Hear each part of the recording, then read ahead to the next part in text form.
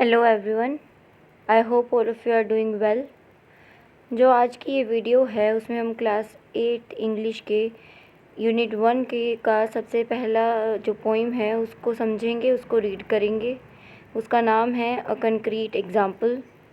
चलिए देखते हैं कि ये पोइम किसके बारे में है, क्या बताती है। My next door neighbour Mrs Jones has got a garden full of stones. तो ये जो हमारी पोइम है उसमें जो पोइट है हमारे, जिनका नाम है रेगनाल्ड आर्किल, वो हमें बता रहे हैं कि ये जो हमारा जो स्पीकर है, जो हमारे पोइट है, वो बता रहा है हमें कि जो अपना प्रोटैगनिस्ट है वो एक नेबर है, और जो उनकी नेबर है मिसेस जोन्स, उनका एक बहुत ही यूनिक, बहुत ही अच्छा गार्डन है जो फुल ऑफ स्टोन्स का है। कि मतलब उसमें हर जगह पत्थर ही पत्थर हैं, जैसे कि इस फ़ोटो में आप देख सकते हो कि कैसे हर जगह इनके पत्थर, अलग अलग टाइप के पत्थर इन्होंने सजाए हुए हैं। उसके बीच फ्लावर्स सजाए हुए हैं, अलग अलग छोटे बड़े। तो वही वो बता रहे हैं कि जो मेरी नेबर है मिसेस जोन्स, उनके पास एक बहुत ही बड़ा गार्डन है जो कि पत्थरों से भरा हुआ है। A crazy path, a little pond, a rockery, and just beyond a sundial with a strange device which Mrs. Jones thinks rather nice। तो ये पूरा इसका जो पिक्चर है उस वही सब बताया हुआ है कि जो मेरी मिसेस नेबर है मिसेस जोन्स, उनका एक गार्डन है जो फुल ऑफ स्टोन्स है। जो वहाँ का पाथ है वो तो बहुत ही क्रेज़ी है, बहुत ही पेसूलियर है, मतलब कि बहुत ही वियर्ड और स्ट्रेंज सा है, क्योंकि बहुत ज़्यादा पत्थर लगाए हुए हैं तो चलना बहुत ही मुश्किल रहता है। उनके पास एक ऐसे छोटा सा लिटिल पॉन्ड भी है उनके गार्डन में, और साथ में रॉकरी, मतलब रॉक्स से बनाए हुए पाथ हैं, और उसके साथ ही एक सनडाइल है जो कि बहुत ही स्ट्रेंज डिवाइस है कि आजकल के समय में कौन सनडाइल रखता है। जो सनडाइल होता है वो पुराने समय में जो लोग होते थे वो टाइम देखने के लिए कि कितना टाइम हो गया, जब वॉच नहीं होती थी, क्लॉक्स नहीं होती थी, तब ये यूज़ किया जाता था कि सन के अकॉर्डिंग टाइम पता लगाने के लिए, तो उसे सनडाइल कहते हैं। और मिसेस जोन्स को सनडाइल जो अपना था वो बहुत ही अच्छा लगता था, तो इसीलिए जो उनका गार्डन का पूरा एक अपने को बताया हुआ कि कैसा दिखता है, कैसा है, थोड़ा सा यूनिक है, थोड़ा सा वियर्ड है। और जो एक सनडाइल जो स्ट्रेंज डिवाइस है, वो जो जो अपना जो स्पीकर है उसे अजीब लग रहा है, पर मिसेस जोन्स को बहुत ही अच्छा लगता है। My next door neighbor, Mrs. Jones, puts little plants between the stones. They are so delicate and small, they don't mean anything at all. I can't think how she gets them in unless she plants them with a pin। तो ये क्या कह रहा है हमारा जो speaker है कि जो मेरी नेक्स्ट जो नेबर है मिसेस जोन्स, वो पत्थरों के बीच में भी छोटे छोटे क्या कहती हैं, थोड़ा सा भी गैप होता है तो वहाँ प्लांट लगा देती है, फ्लावर्स लगा देती हैं। वो इतने छोटे और डेलिकेट होते हैं, नाजुक होते हैं कि उन पता भी नहीं चलता, कि वो दिखते भी नहीं है उन पत्थरों के बीच में, फिर भी उन्होंने हर जगह वो लगाए हुए हैं। और मुझे तो ये समझ में ही नहीं आता, जो स्पीकर है वो कहता है कि मुझे तो ये समझ में ही नहीं आता कि वो उन्हें इनके बीच लगाती कैसे हैं। ऐसा लगता है कि पक्का एक छोटी सी पिन का यूज़ करती होंगी वो उन्हें लगाने के लिए, वरना तो कोई भी इंसान इतने छोटे छोटे फ्लावर्स लगा ही नहीं सकता। My next door neighbor, Mrs. Jones, once asked me around to see her stones. We stood and talked about a flower for quite a quarter of an hour. Where is this lovely thing? I cried. You are standing on it, she replied।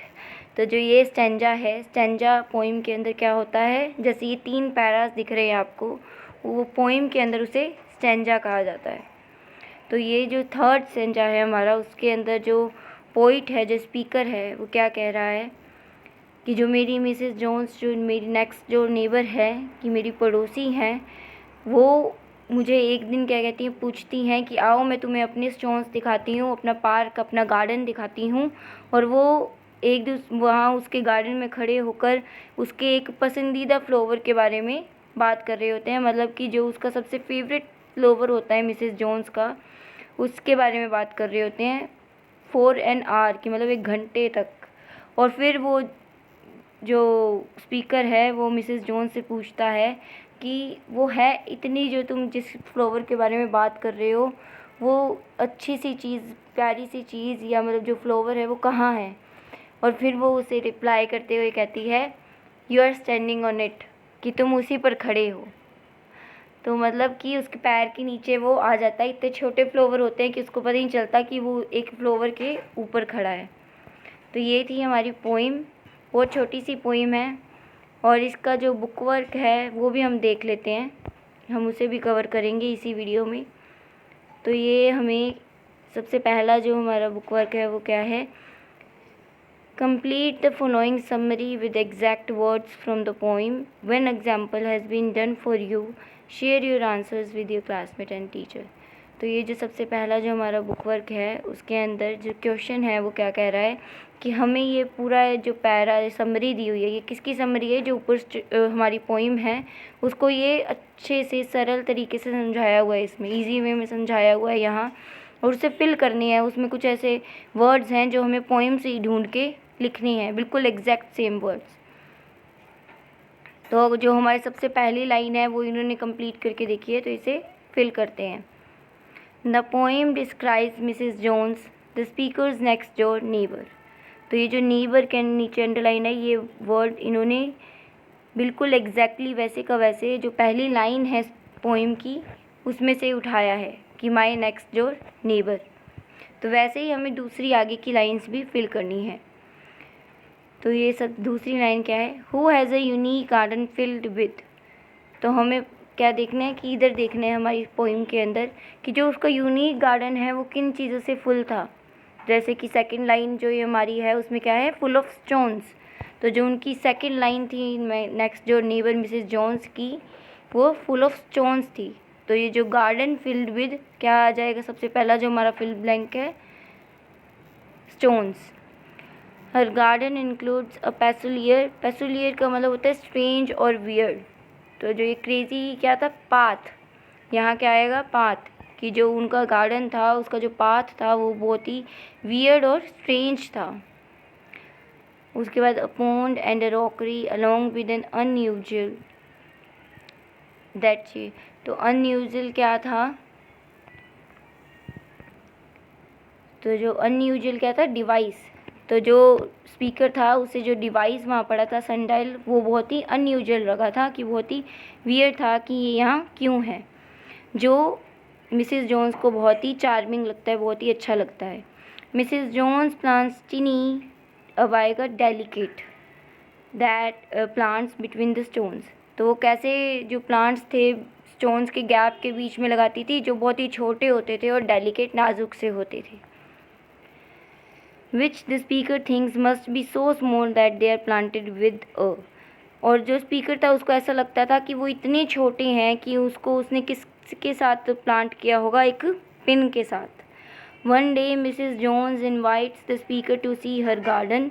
और जो एक दिन जो Mrs Jones हैं वो speaker को invite करती हैं अपना गार्डन देखने के लिए, दिखाने के लिए। And discuss a flower that Mrs Jones treasure. तो जो वो मैंने जैसे बताया था पोएम पढ़ते वक्त कि वो किसके बारे में 1 घंटे तक बात करते हैं, उसके फेवरेट फ्लावर के बारे में। जो when the speaker ask where the flower is, तो वेयर द लवली फ्लावर यहाँ आएगा, क्योंकि उसने उस चीज़ के बारे में पूछते वक्त क्या कहा था, where is this lovely thing. ठीक है। Mrs. Jonas says that the speaker has been standing on it all along। कि वो उसको बताती हैं, एंड में क्या बताती हैं कि जब से हम बात कर रहे हैं तब से आप उसी फ्लावर के ऊपर खड़े हैं जो कि मेरा फेवरेट फ्लावर है। इसीलिए वो उसको 1 घंटे से उसके बारे में बता रही थी ताकि वो उसे नोटिस करे, पर उसने नहीं किया क्योंकि वो बहुत ही छोटा था। और इस पोइम में हम जो दूसरी चीज़ें होती हैं उसमें से एक ये है समझने वाली, इसकी राइमिंग स्कीम। अब जिसको नहीं पता मैं बता दूं कि राइमिंग स्कीम क्या होती है। जो ये राइम जैसे हमने करते हैं शायरी और अपने सुनते हैं, तो उसके जो लास्ट वर्ड्स होते हैं वो एक दूसरे के बिल्कुल सिमिलर साउंड करते हैं, होमोफोन्स होते हैं एक तरीके से। तो बिल्कुल वही चीज़ ये है। जैसे कि हम अगर एग्जांपल के लिए पहली 2 लाइनें पढ़ें इस पोएम की, तो my next door neighbour Mrs Jones has got a garden full of stones. तो जो इन दोनों लाइनें हैं उसके जो लास्ट वर्ड्स हैं जोन्स एंड स्टोन्स वो राइम कर रहे हैं। तो इसकी राइमिंग स्कीम क्या होती है, ए एंड ए। वैसे ही अगर हम दूसरी लाइंस इसकी देखें आगे वाली, a crazy path, a lily pond, a rockery and just beyond, तो ये जो दो लाइन है वो भी सिमिलर साउंड है, इसीलिए इसकी जो राइमिंग स्कीम है वो क्या हो जाती है, B and B. A sundial with a strange device which Mrs Jones thinks rather nice. तो डिवाइस एंड नाइस फिर से क्या कर रहा है, राइम कर रहा है एक दूसरे के साथ, ट्यून में है एक दूसरे के साथ, तो उसके लिए क्या आ जाएगा, सी सी। और वैसे ही जितने भी स्टेंजाज हैं उनकी जो राइमिंग स्कीम अगर आपसे कोई पूछता है तो वो क्या होगी, ए बी बी सी सी। अगर तो वो दो लाइनों की पूछता है तो वो उसके अकॉर्डिंग होगी कि स्टेंजा में कौन सी लाइन्स वो पूछ रहा है, ठीक है। इसीलिए जो पूरे अगर उसकी राइमिंग स्कीम देखें पोएम की तो वो ए बी बी और सी सी होती है। जो सेकंड क्वेश्चन है इसका बुक वर्क का वो है, select the correct option to fill in the blanks for the following sentences. The tone of the poem is. तो जो टोन का मतलब है कि जो अगर अपने इसको पढ़ते हैं तो अपने को क्या लगता है कि जो स्पीकर है वो किस वे में बात कर रहा है, उसकी टोन क्या है, कि वो क्या कैसे, कि अगर वो ह्यूमरस है मतलब कि मजाक के वे में बात कर रहा है, मॉकिंग है, मॉकिंग का मतलब क्या होता है कि थोड़ा ताने सरकैज़म के वाले वे में बात कर रहा है। मोurnफुल होता है जब हम किसी के लिए मौन कर रहे होते हैं, किसी के लिए बहुत ज़्यादा दुखी होते हैं, किसी को खो चुके होते हैं, तब जब हम जो फील करते हैं उसे मोurnफुल कहते हैं। अम्यूजिंग का मतलब होता है वही कि थोड़ा एंटरटेनिंग वे में। लाइट हार्टेड होता है कि बहुत ही हल्की फुल्की सी मतलब अच्छी सिंपल टॉक चल रही है, कोई भी ऐसे टेंशन वाली बात नहीं हो रही है। तो अगर हम इसमें देखें तो ऑप्शंस के हिसाब से हमें 3 ऑप्शन चूज़ करने हैं इन 5 में से जो इस पे सूट करते हैं। तो अपने को पूछना है सबसे पहले कि क्या जो हमने ये पोएम पढ़ी है उसकी टोन मॉकिंग है। मॉकिंग का मतलब होता है थोड़ा सरकास्टिक वे में कहना, जैसे मैंने अभी बताया, तो मैं थोड़े से ताने मारना। तो हाँ, इसकी टोन मॉकिंग है। वो क्यों है कि जैसे हम पूरा जब पढ़ते हैं तो हमें लगता है कि कहीं ना कहीं जो स्पीकर है वो हर बार हर एक स्टैंजा के अंदर मिसेस जोन्स के गार्डन के बारे में कुछ ना कुछ ऐसे सार्कास्टिक वे में तारीफ़ करने की कोशिश कर रहा है, कि असल में उसको ताने मार रहा है, उसके गार्डन को, उसके लाइकनेस को या उसके डिसलाइक्स लाइक को, ठीक है। और ह्यूमरस, क्या वो ह्यूमरस है? एक सेकंड, मेरे ख्याल से मुझसे कुछ गलती हो गई। ये टोन मॉकिंग नहीं आएगा, इधर ह्यूमरस आएगा, अम्यूजिंग आएगा एंड लाइट हार्टेड आएगा। तो जो ऑप्शन हमारा है वो सेकंड, फोर्थ एंड फिफ्थ होना चाहिए, जो कि डी हमारा जो ऑप्शन है वो करेक्ट हो आएगा इसमें। और जो सेकंड क्वेश्चन अब आता है वो है, the speaker in the poem is. तो स्पीकर कौन है हमारे पोएम का? मिसेस जोन्स हैं, द पोइट है, अ गार्डनर है और अ चाइल्ड है। तो मैंने जैसे पहले ही बताया था, जो स्पीकर है वो हमारा पोइट ही है, कि हमें पोइट ही तो बता रहा है कि मिसेस जोन्स को का गार्डन के बारे में, और कैसे वो उसकी नेक्स्ट जो नेबर हैं उसे बुलाती हैं, उसका गार्डन कैसा दिखता है, और ये सब कौन बता रहा है हमें? स्पीकर बता रहा है, जो कि पोइट है इस स्टोरी के अंदर, इस पोइम के अंदर, ठीक है। और जैसे राइमिंग स्कीम जो है वो हम टॉक कर चुके हैं, अभी बात कर चुके हैं उसके ऊपर, कि वो क्या है, ए बी बी सी सी। तो जो भी स्टेंजाज हैं उनकी राइमिंग स्कीम यही है। तो आज के लिए हम इतना ही करेंगे। ये जो हमारी पोइम है वो कंप्लीट हो चुकी है। आई hope you have got it and understood it completely. जो आगे के हम चैप्टर्स हैं वो धीरे धीरे मैं आपको अपलोड करती रहूँगी, जैसे मैं उनको खुद समझूँगी, पढ़ूँगी, क्योंकि मुझे खुद को भी समझना पड़ता है ना, कोई भी चैप्टर मैं अपलोड करती हूँ उससे पहले। So I hope you like the video. Please subscribe, share and like. Thank you.